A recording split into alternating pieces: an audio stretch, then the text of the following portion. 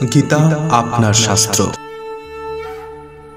অনন্ত বিজয়ম রাজা কুন্তীপুত্রো যুধিষ্ঠিরঃ নকুলঃ সহ দেবশ্চ সুঘোষমণিপুষ্পকো। কুন্তীপুত্র মহারাজ যুধিষ্ঠির অনন্ত বিজয় নামক শঙ্খ বাজালেন এবং নকুল ও সহদেব বাজালেন সুঘোষ ও মণিপুষ্পক নামক শঙ্খ।